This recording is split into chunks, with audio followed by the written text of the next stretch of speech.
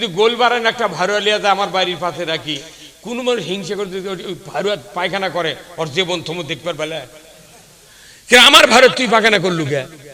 আর লক্ষ লক্ষ মুদ্রা খরচ করে নূহ আলাইহিস সালাম নৌকা বানাছে, আমার মানুষ নবীর সাক্ষাতে তা পায়খানা করছে, সাহস কি? যদি মানা করে আরো রাগ করে ঠাইসা ধরবি। নূহ আলাইহিস সালাম ভয়ে চুপ করে থাকে। আল্লাহ বলে, নূহ রে রাগ করিও না, বিরাট মরুভূমি, রোদের তাপ, তুমি যে নৌকা তৈরি করেছ এই নৌকাকে যদি আমি খালি রাখি তক্তা ফেটে যাবে, নদীতে ভাসবে না, তুফানে ভাসবে না, পানি উঠবে, আমার কিস্তি ডুবে যাবে। তখন তো গাবের গাছ নাই, আলকাতরা আছে, তাহলে একটা নিলে ডুবাবি কোনটি? আল্লাহ নবী নূহ করতে তুই থাম, তুই চিন্তা করিস না, ওরা পায়খানা করুক। একবার পায়খানা করতে করতে করতে গুড়া ডুবে ফেলে দিচ্ছে। এলাকার লোক শোরগোল পড়ে গেছে যে নূহ নৌকা তৈরি করছে, পায়খানা করে আমরা ভরে দিচ্ছি, তোর নৌকা চালানোর স্বাদ মিটাচ্ছি, থাম। কথা কয় না বারে। এখন একটা কুষ্ঠ রোগী চোখ অন্ধ গাঁত খাজানি হচ্ছে, এত ব্যারাম। এই তখন কথা কে ভাই তোরা সবাই পায়খানা করে স্বর্গত গেলু রে, আমাকে না লিয়েছ ভাই। ও একেবারে পাগল হাত ধরে লিয়ে গেছে, লিয়ে দেয় নৌকাতে আলোক করে তুলে দেয়া, কত তুই একটু পায়খানা কর, আমি অনেক দূরে যাই।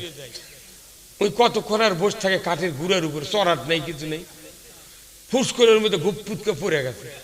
যাহা পড়ে গেছে কিছু খাসেও ওর মধ্যে ডুবে গেছে, কিন্তু উঠে ওই চোখের দিকে আগে আগে কোথাও মুখ চোখ সাফ করি, যাহা মুখ চোখ করে ডলন মারছে, তোরকে চোখ অন্ধ হয়েছিল, একবার চোখ চোখে করে দিচ্ছে, কে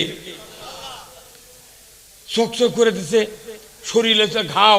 তখন পার্শ্বে একটু নয়নজুলির কিছু পানি ছিল, ওটি যা একটা নিয়ে দেখতে, ভাই আমি তাহলে কি করবো, এগুলো কি হলো? তখন লিয়ে তার গাঁত পানি দেয়, দেখা কাউয়া ডুব দেয় না, কাউয়া ইনকে পানি দিয়ে ডুব দেয়, দিয়ে দেখে গাঁত খাজা নিয়েছিল, মোট চামড়া চকচকে, চোখ ভালো, মাথা ছিল টাক পরা, চুল উঠে গেছে। আল্লাহু আকবার। এখন পুরা শরীর চকচকে, কিন্তু ওই লোকের রসুল হাদিস শরীফে বলছেন ওই লোকের বাম হাতের কিনি লোগত একটা কালো দাগ ছিল, কিন্তু এই দাগ আর আল্লাহ মিশে দেয়নি। ই চকচকে হয়ে ওর বাড়িতে গেছে। বাড়িতে গেলি বউ করতে গেলে, আমার বউ কোথায় এই কুটির লুঙ্গি দিত, কোথায় কে তুই? কে তুই মানে? আরে আমি তোর স্বামী। তোর মাথা ঠিক আছে? ওক ধরে নিয়ে গেছে বাইরে করে, ওই কখন গেছে, ওই যে খাজানিয়ালা মাথার চুল নেই, অন্ধ মানুষ, তুই কেমনি স্বামী হলো? হচ্ছে শোন, ঘটনা আছে, এই দেখ কিনি লোকের দাগ আছে, দেখে পাচ্ছ? এটা কোথায়? হ্যাঁ, এটা তো দাগ আছিল। কোথায়? আমি ওই স্বামী রে পাগল তোর। এ অবস্থা। কোথায়? নূহর কিস্তিত গেছে পায়খানা করবে, যায় ঘুপুত করে পরে দেয়, কিছু খাচ্ছি, গাঁত মাখিছি, এই জন্য গাওটা চকচকে হয়ে গেছে। কথা কর। এই কথা তখন বাজারত চালু হয়ে গেছে, দেখ আমাদের বাংলাদেশত ঝিনাইদহ একটা পুকুরের পানি, কুন্দু গ্রামের পুকুরের পানি, আর দেও তার কেদারের গাছের পানি। মাংনায় লিয়েছে 100 টাকা করে লিয়েছে, করছে খাইছি, মাথার বেদনা ভালো হতে, 2 দিন পর আরো আসছি। এই কথা কর। এখন ওই খবর যখন পাচ্ছে, একবারে যার মনে চাই বালতি গামলা বোতল করে ওগুলো ভরে লিয়েছে, যার যা ব্যারাম হতে ওই সমানে খাবার লাগছে। খাতে খাতে খাতে খাতে পায়খানা মোট শেষে যা পানি দিয়ে ঝাঁটা দিয়ে ধুয়ে খাচ্ছে। তখন আল্লাহ নবী নূহ আলাইহিস সালাম করছে, আল্লাহ কি কুদরত? করছে কুদরত পাগল, এখন দেখ তক্তা কালো হয়ে গেছে, পানি হয়ে গেছে, এখন তুই রেডি হ, তোর 40 জন মুরিদ লিয়া সাহাবী করে লিয়া অমুক দিনে তুফান হবে, তাদেরকে নিয়ে নৌকা উঠবে, তোমাদের বাঁচানোর দায়িত্ব আমার, আর আমার দুশমন, তোমার দুশমনকে মেরে ফেলার দায়িত্ব আমার। ভাইরা আমার, নূহ আলাইহিস সালামের 40 জন সাহাবী ছিলেন, তার ভেতরে একজন ছিলেন মহিলা সাহাবী। 40 জোড়া করে কীট পশু পাখি কিস্তিতে উঠানো হলো। একবারে তুফান শুরু হয়ে গেল, দেখা গেল নৌকা ভাসে, তুফান বাড়ে, নৌকা ভাসে, পানি বাড়ে, বাড়তে বাড়তে দেখা গেল নূহ আলাইহিস সালামের স্ত্রী নৌকা তোঠে না, কারণ সে বেঈমান কাফের বেটা কেনান, নৌকা তোঠে না। বাবা তুমি ঈমান আনো, তারপরে নৌকায় ওঠো। বলে নুহু, ও আমার আব্বা, ঈমান আনবো না, আমি দেখতে চাই তোমার আল্লাহর পানি কতখানি। বাপ বেটা হয় বাপক করছে, তোর আল্লাহর পানি কত দেখ মু কতক্ষণ। যদি পাহাড়ের উপরে উঠিছে, পাহাড় ডুবে গেছে, তারই উপরে উঠছে 1 হাঁটু পানি। 70 গজ লম্বা ছিল নূহ আলাইহিস সালামের জামানার লোক। 70 গজ। সকালবেলা নাস্তা করতে সিঁড়ির একটা উট লাগতো। আর আমাকে একটা সিঙ্গারা, 1 কাপ চা, একটা লাড্ডু আর পান খা হেউ। একবার পায়খানা বমি হলে বাঁশ কাটতে যায়, তারই গরমে দেশত থাকা যায় না, কথা ঠিক কিনা? আমি দুনিয়ার দাপট শক্তি নিমিষে রদ বদল করার ক্ষমতা কে রাখে? ভাইরা আমার, আল্লাহর নবী নূহ লোকদেরকে নিয়ে উঠে আসেন কেনান, পানির ভিতরে ডুবে নাসিকা ডুবে যায়। মনে মনে একটু চিন্তা হচ্ছে, আল্লাহ আমার এই সন্তান যদি ঈমান আনতো, আজকে হাবুডুবু খেয়ে মারা যেত না, আমি নৌকাতে উঠায় নিব। কিন্তু মনে মনে একটু চিন্তার উদ্বেগ হওয়ার সাথে সাথেই জিবরাইল এসে বললেন, নূরে সাবধান, আমার আল্লাহ এইমাত্র খবর দিয়েছেন, আপনি যদি ওই সন্তানের জন্য বিন্দু পরিমাণ মহব্বত যদি রাখেন, আপনার নবুয়তের দপ্তর থেকে নামটা কেটে দেওয়া হবে। বাপ বেটা সম্পর্ক নাই, ঈমানদার আছে সে জান্নাতি, ঈমান নাই সে জাহান্নামী, কথা ঠিক কিনা? ভাইরা আমার, 40 দিন প্লাবন হয়ে গেল, দুনিয়া মেসাকার রসাতল হয়ে গেল, আল্লাহর দুশমনগুলি মরে গেল।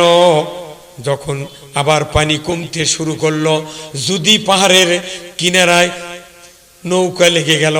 আজও সূরা তোহায় বর্ণনায় আছে, যদি পাহাড়ের কিনারায় এখনো ওই নূহ আলাইহিস সালামের কিস্তির তক্তাও দেখা যায়। কত বছর হচ্ছে, কিস্তি নেমে গেল, জমিনে থেকে গেল। নূহ আলাইহিস সালাম হঠাৎ করে তার সাহাবীদেরকে দেখতে দেখতে দেখে, আমার একজন মহিলা সাহাবী তো চড়তে চাইছিলেন, সে তো চড়ে নাই। উনি তখন চলে যাচ্ছেন ওই পাহাড় থেকে ঝুপড়ির দিকে, ওই নূহ আলাইহিস সালামের মহিলা সাহাবীর দিকে। উনি চিন্তা করছেন, সর্বনাশ, তাই সে তো আর দুনিয়ায় বেঁচে নাই, আমি তার সাথে কথা বলে আসি। কিন্তু দেখতে দেখতে বাড়ির নিকট গিয়া দেখে ওই যার ঝুপড়ি, কলা গাছ, চতুর্দিকে যে ভেড়া কলা পাতার সব ওইভাবেই আছে। উনি ডাক দিলেন, বুড়িমা, ও বুড়িমা, আপনি কি বাড়িতে আছেন? ভেতর থেকে বুড়িমা বলছে, বাবা নূরে, এখন কি বের হওয়া লাগবে? সুবহানাল্লাহ। 40 দিন তুফান শেষ হয়ে গেছে, নূহ আলাইহিস সালাম তার খোঁজ দেবার কাছে, এই তো মরে গেছে, দেখিয়েছি। ডাক দিয়েছে, তখন বলেছে, নূহ, ও নূহ বাবা, এখন কি বের হতে হবে? তুফান কি শুরু হবে? জোরে কন্যা আল্লাহু আকবার। নূহ আলাইহিস সালাম চিৎকার দিয়ে মাটিতে সেজদায় পড়ে গেলেন, আল্লাহু আকবার বললেন, আল্লাহ, ও আল্লাহ, 40 দিন তামাম পৃথিবী ডুবে গেল, যদি পাহাড় ডুবে গেল, আমার স্ত্রী মারা গেল, কত কাফের সন্তান মারা গেল, আল্লাহ গো, কেমন করে আপনি এই আমার মহিলা সাহাবী এই বান্দিকে আপনি কেমন করে বাঁচিয়ে রাখলেন? আল্লাহ বলেন, জিবরাইল যাও, যাও রে জিবরাইল, আমার নূহকে বলো, বিপদ আসলে তুমি আমার বান্দিকে ভুলে যেতে পারো, কিন্তু আমি আল্লাহ কাউকে ভুলি না, কাউকে ভুলি না। আমরা মনে করি যে নেতাই আমাকে বাঁচাবে, না, বাঁচানোর মালিক কে? যখন কে? আপনি যে আল্লাহর হতে পারেন, সর্ব অবস্থায় মন্ত্রীর কাছে যাতে এমপি লাগে, সরকারের কাছে যাতে মন্ত্রী লাগে, চেয়ারম্যানক ধরতে মিম্বরক লাগে, মিম্বরক ধরতে পাতি নেতাক লাগে, কিন্তু আল্লাহ ধরতে কোনো পাতি নেতা লাগে না। আল্লাহ ধরতে সরাসরি গভীর রাত্রিতে যে কোনো সময় আল্লাহ ডাক দেবেন, তখনই আল্লাহ বলে, লাব্বাইক বান্দা, তোমার কি দরকার আমার কাছে চাও, আমি দেওয়ার জন্য প্রস্তুত। যেরকম আল্লাহু আকবার। সে আল্লাহর সাথে কথা কবার পারি না। ওই যে ফজরের নামাজ কখন আজান দিয়েছে সে এতন পায় না। 2 ওয়াক্ত নামাজ পড়ে, তাই প্রচুর নামাজ পড়ছি, আজকালকে একটা সভাত গেছিলাম রাজশাহী গোদাগাড়ি থানাত। তো আমি বললাম একবার টাকা দিল, চাচা নামাজ পড়েন, করছে মধ্যে মধ্যে পড়ি না। আমি না বেশি দান পড়েন না, বেশি পড়লে ভারী হবি, অল্প অল্প পড়ুন যেটা আপনি টানবার পারবেন। কি কথা বারে, মানুষ এখনো আছে। তার বাড়ি হলো ভারতের মুর্শিদাবাদ, ওখান থেকে রাজশাহী চরত আসছিল, চরত থেকে আবার এই গোদাগাড়ির বাড়ি করছে। বৃদ্ধ হয়ে দাড়ি চুল পাকে গেছে, করছে আমি মাঝে মধ্যে পড়ি না। ওনার সাথে আমাদের কথা বলেছি, ওনার স্ত্রী বুড়ি মানুষ এসে করছে, হুজুর এই স্বামীটার বিয়ার পর থেকে এতই নামাজ পড়ার কথা করছি, নামাজের কথা বলে আমাকে পেটে হুজুর। তা আমি কোনো আপনি আর বাড়িতে আসেন কে, কোথা কি সোল বলা গেছে, তা কি করবো কথা গান। এই দেশের মা বোনেরা যে আমাকে ভাত খাচ্ছে, খুব কষ্টে খাচ্ছে।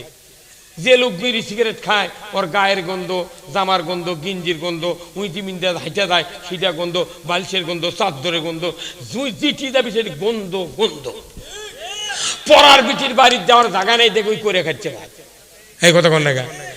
এই বাংলাদেশের মধ্যে শ্রেষ্ঠ নিয়ামত হলো নারী জাতি। অনেক মহিলারা আজকে এসেছেন, নারী জাতিকে আমরাই বেকার বানিয়েছি, কথা ঠিক কিনা? আমরাই বেকার বানিয়েছি। বাংলাদেশে শতকরা 95% স্বামীর মোহরানা বাকি। এই জন্য বাংলাদেশে তালাক বেশি হচ্ছে, টাকা দেওয়া লাগে না তো, বাকি বিয়ে করে নিয়েছে, ইচ্ছা করলে তালাক দেয়, ইচ্ছা করলে বিয়ে করে। আর যদি 1.5 লাখ টাকা মোহরানা বান্ধে সব টাকা পরিশোধ করতো, তাহলে কলোনি না এক কিনে লিয়াচ্ছি, এক বেচলে টাকা কে ফেরত দিবি? কত কনে বারে,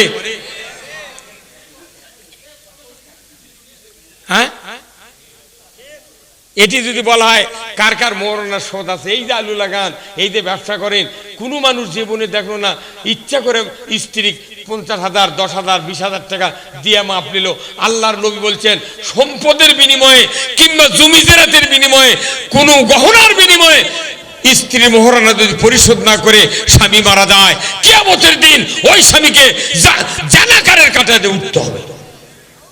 বুড়ো হয়ে মরে যাচ্ছে। আজকে এক জায়গায় গেছি, প্রোগ্রাম ছিল, বলছে যে হুজুর সিরাত মাহফিল দিনের বেলা। এক মিয়া মানুষের করছে, হুজুর আমার স্বামী তো মারা গেছে অনেক দিন, আপনার এই মোহরানার কথা শুনে ভয় ধরছে, উনি যদি আমাকে সত্য করেনি, তাহলে আমি যদি মাপ ঠিক মতো না দিই, তাহলে তো বিপদ ওরও আমারও। তা আমি কোনো, আপনি তাহলে এক কাজ করেন, মোহরানা কত আছিল তাই অর্ধি টাকা ফকির গরিব দিয়ে আপনি কোন আল্লাহ আমাকে মনে মোহরানা স্বামীর শোধ হয়ে গেছে, আমি মাপ দিলাম, এই কোন। তাছাড়া আপনিও মরবেন, উইও মরবেন।